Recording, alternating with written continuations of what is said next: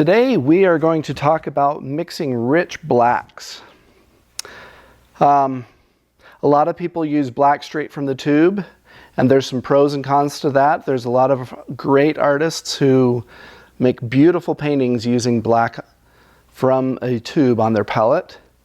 But I've noticed a lot of beginning artists struggle with black when it's straight from the tube.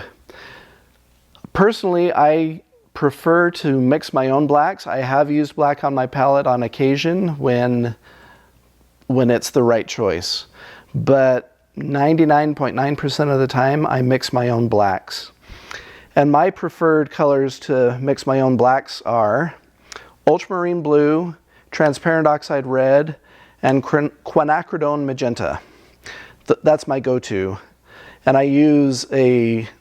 I will let one color or the other dominate depending on which type of black I want.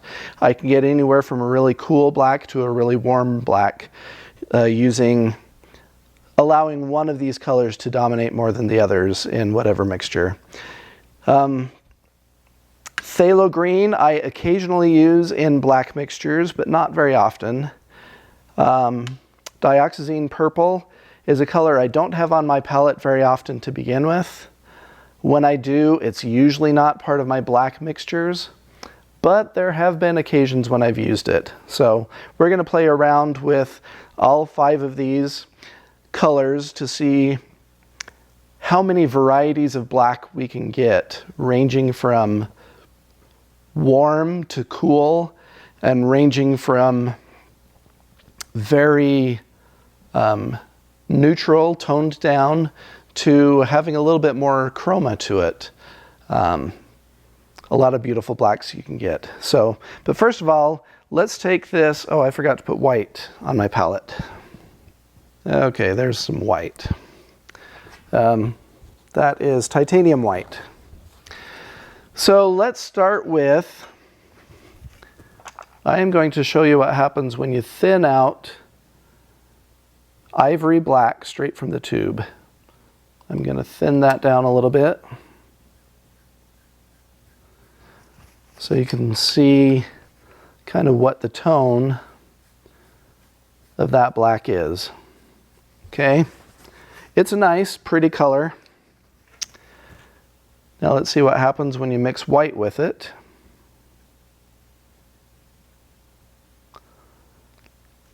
Look at how white makes that much cooler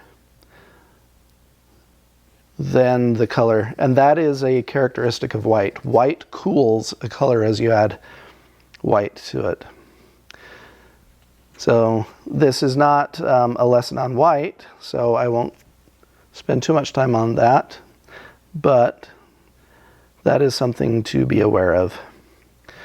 Now, depending on how much white, of course, you can get anywhere from, you can get every possible value from black all the way to white, just depending on how much white you add. Okay, we're not going to spend the time doing that. But there you go. Black straight from the tube, what it looks like when it's in a thin wash and mixed with white. Now we won't go into what that color does mixing with all the rest of your colors on the palette. That's a lesson for a different day.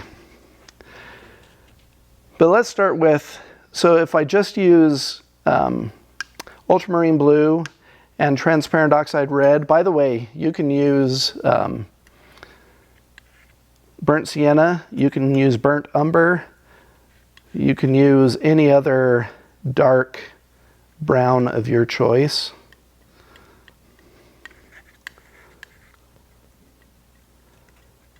You can use any dark blue of your choice. You can use Prussian blue, you can use phthalo blue, whatever blue you want, as long as it's a dark color. Look at that black, nice black. Just with those two. Now let's thin it. A lot more brown of a hue to that, or brown tone. let's add just a little bit more blue over on part of this.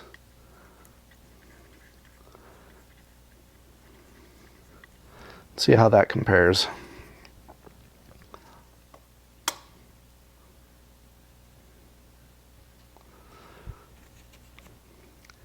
So with allowing one of them to dominate over the other,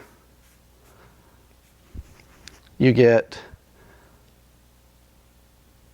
a little bit of a variety there in your blacks. Now when it's a thin wash, it leans away from black, but when it's, you know, painted into your painting like this, it's black. A little bit warmer and a little bit cooler there. Let's see what happens when you mix white to these. So this one here first. A nice cool gray.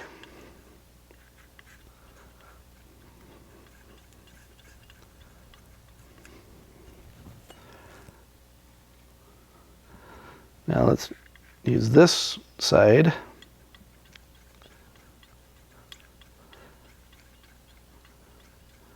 And a very nice warm gray. And of course, all the colors in between there. Now let's take ultramarine blue, transparent oxide red, and a little bit of alizarin crimson. Now let's see what happens. Again, I'm going to let blue dominate on one end. I'll let the brown dominate here. And I'll let, running out of paint here. I'll let the magenta dominate over here. I think I've got it dominating. I might have to adjust those a little bit. Okay, but let's see what happens with those when we make it do a transparent wash. So that's much more violet.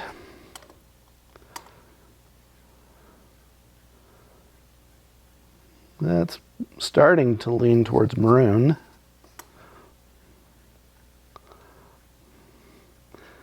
That's a little bit more maroon. Again, up here, there are various temperatures of black, nice rich blacks.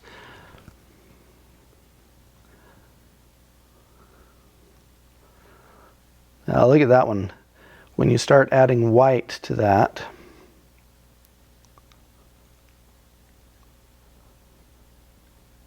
it's a nice cool gray that leans towards violet.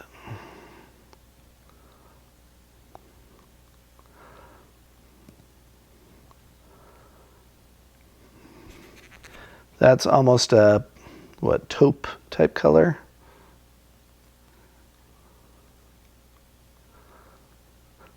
This one's also pretty much of a taupey color. A little bit redder than that one. You know what, let's mix those two together.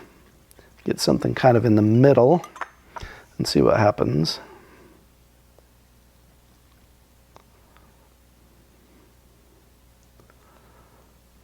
Yeah. So nice range of beautiful grays from these nice, beautiful range of rich blacks. Now let's take this blue, a little bit of the blue. I probably got too much of that. Let's use some of this transparent oxide red. And let's use a little bit of that dioxazine purple. Let's see what that one does.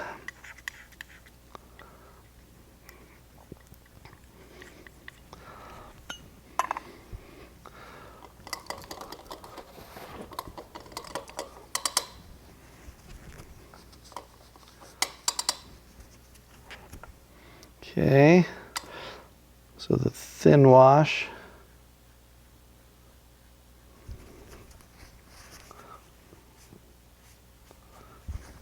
Leans quite brown, doesn't it? Maybe I need to add a little bit more blue and purple to it. I had quite a bit of brown in that mixture.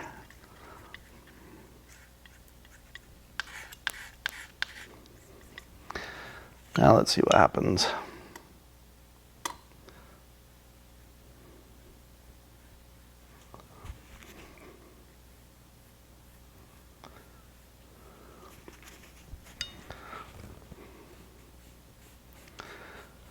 Yeah, still leans fairly brown. Let's add some white to it though, see what happens.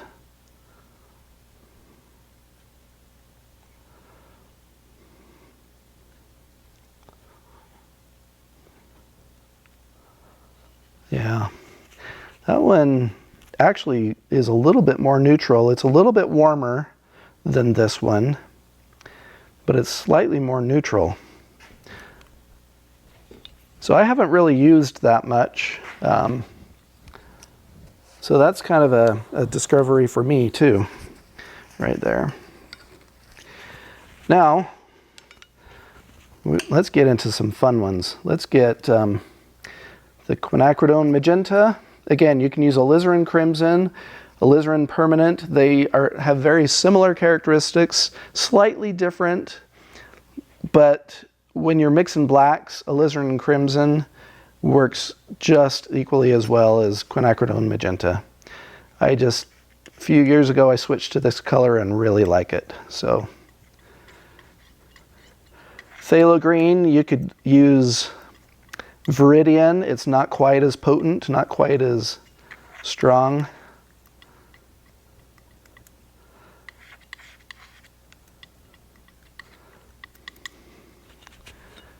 I can't remember. I did not try a mixture with these plus that, did I? I don't think I did. Okay, I'm going to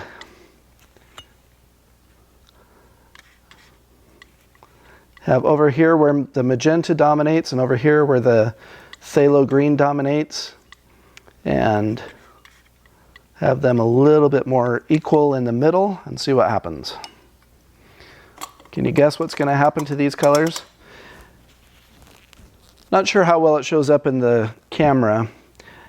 It's dark enough to be used as a black, but you can see that it's very purple, very much violet. So with the magenta dominating, look at how violet that is. Beautiful color. This one's a little bit more in the middle. It almost becomes like an indigo type color. And with the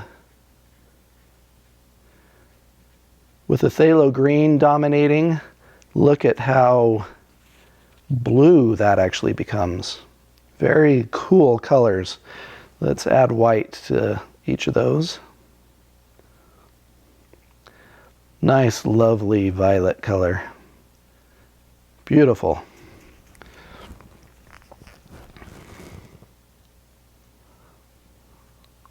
Oops.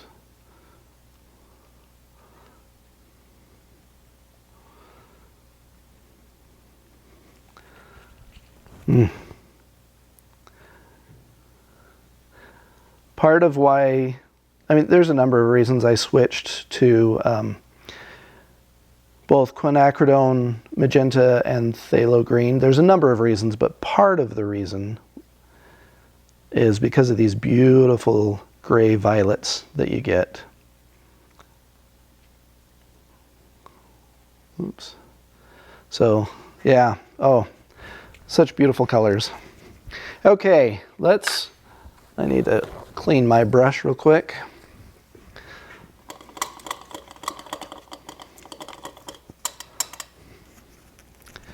Let's do, so this mixture where I've got my three standard or three primary color, well, not primary, the three that I use the most often. Let's put it that way. Let's put those together with just a little bit of this phthalo green and see what that does.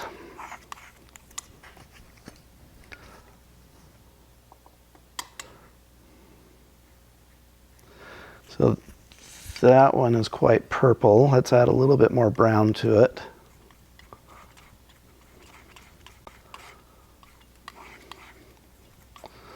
And I hope I didn't add too much brown. A little bit of green just in case.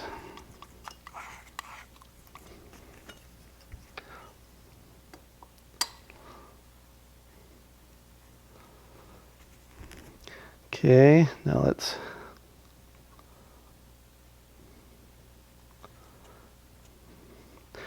that's probably the most neutral so far.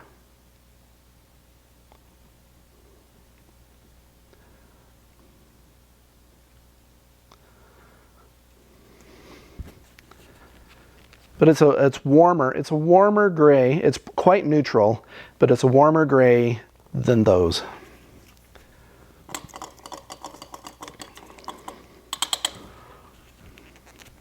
Okay, I was going to do one other one. What was I going to do? Now I can't remember. Oh. Let's do the transparent oxide red and this phthalo green. See what that does.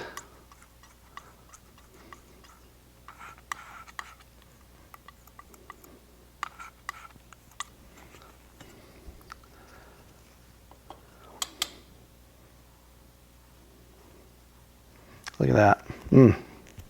Beautiful.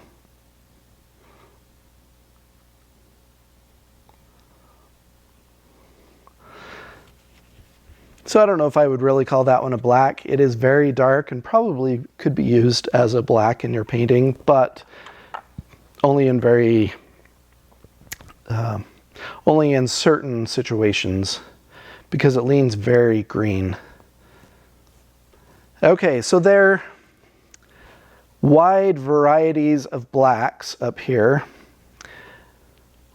When you paint them thinly, they give you a wide variety of deep, dark, rich colors.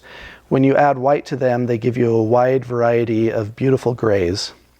Now, can you mix all of these colors with this tube black? Most of them you could probably mix by mixing that with some other combination of the other colors on your palette. You probably could. Those ones, probably not. But most of these others you probably could. So like I said, black is a good color that a lot of people use with great results, but from my experience, using it as a black itself isn't, like if you need a dark black color, I would shy away from this. Because of how cool it is when you mix white, look at how cool that is. A lot of people consider black to be a blue color on their palette.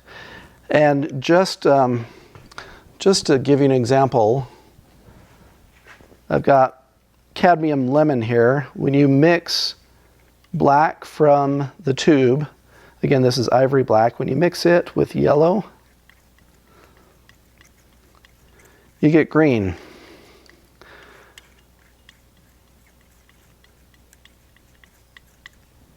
That's why a lot of people consider it a blue color. So when you mix, and I'm not going to go through all of the colors on the palette, what happens when you mix black with it, but black can be used as a great color in your palette mixed with all of the other colors when you learn how to use it. When you try to use it to darken or to shade or to get shadow, it struggles in that area. Again, you can do it if you know what you're doing and you know how to mix it with other colors. It can be done, but look at the variety you can get with all of these colors here that are so rich and so beautiful. This is why I prefer to mix my blacks. So experiment, have fun, play around. If you like black, great, go for it. Just learn how to use each color that you have on the palette. Learn how it interacts with all of the other colors you have, and learn how to use them to their fullest advantage. Now with these, all that I've got here, there are so many steps in between here and here.